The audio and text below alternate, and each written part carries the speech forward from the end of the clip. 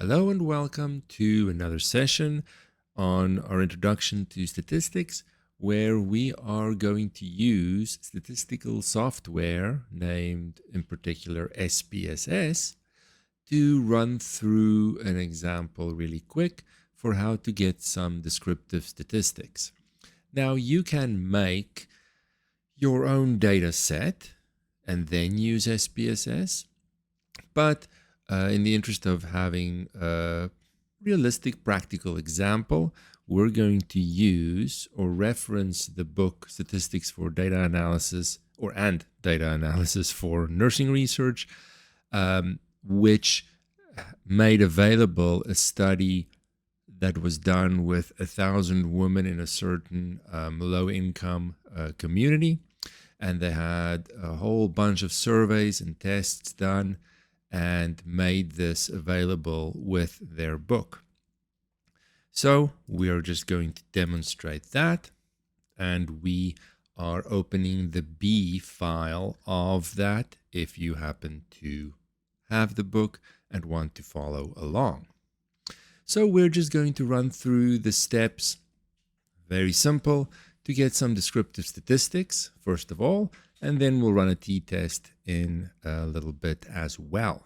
So we're going to be interested in the body mass index, for example, and we're going to click at the top here. Let me just pause for a second and get my mouse cursor. I'm going to be right back.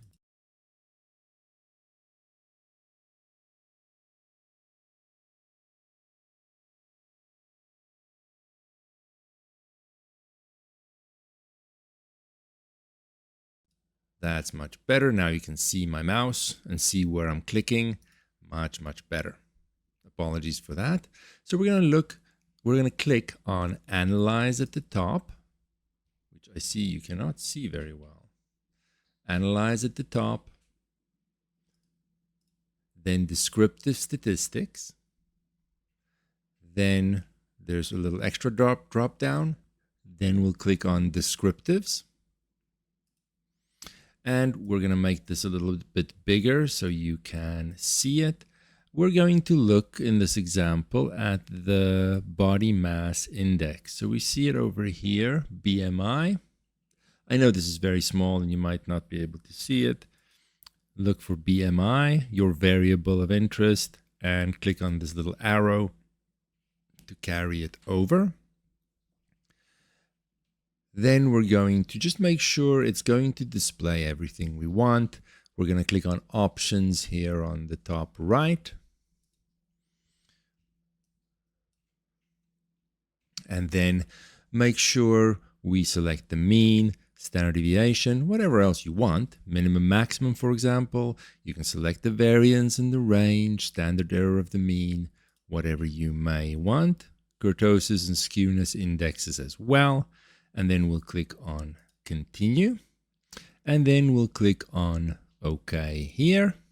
And then we get our output window, which I'll just maximize. Let's see if we can zoom in on this. Maybe there is a way. Maybe over here. Zoom in.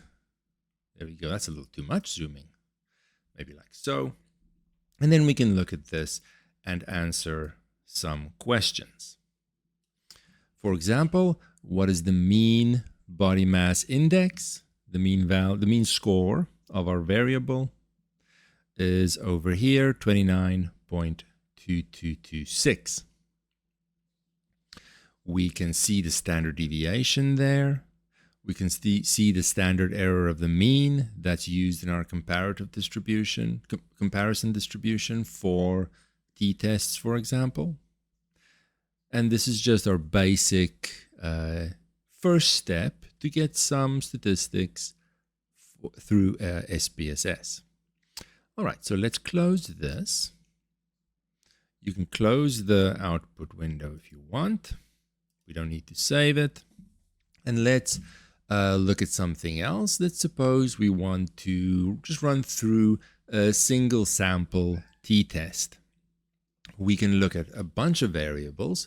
One of them that was done as a part of this survey to this set of 1,000, the sample of 1,000 women, was the short form health survey, or the SF12. That's a widely used 12-item health status measure. Now there's two subscale scores in this test: the physical health component that we'll focus on, and you can also do a mental health component. And we're going to look at our variable, that is SF12 Phys, for the physical health component subscore. Because those have national norms with a mean of 50, so we can compare our sample against this national average that is already known of 50 on this 12-item scale. So we can have a one-sample t-test and test the null hypothesis if the mean for our population of women, of which this is a sample, is 50 or not. So to run this, we will click on Analyze, then we'll click on Compare means, then we'll click on One Sample T-Test, and we'll get a very small little window again that we can certainly make bigger in size at least. And we're going to look for our variable, which is SF12. Let's see if I can see it here. It is very small. Let's make it even bigger. I see it at the end there, but it's sort of cut off. At the end here, we have the physical health component score. That's the one we're going to focus on. But you can, of course, use many other variables here. We're going to click the arrow, and then that moves it into the test variable window. Now we're going to make sure we select our test value here at the bottom, and we're testing this sample and this variable against a mean of 50 in our null hypothesis. And we're going to click on options just to make sure we also have a confidence interval that we want. For example, 95% confidence interval is sort of a default here. You can change that, of course, if you want to.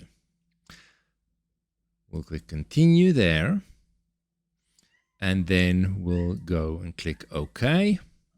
Let me just go to this output window again so that we can zoom in a little bit and see what we found.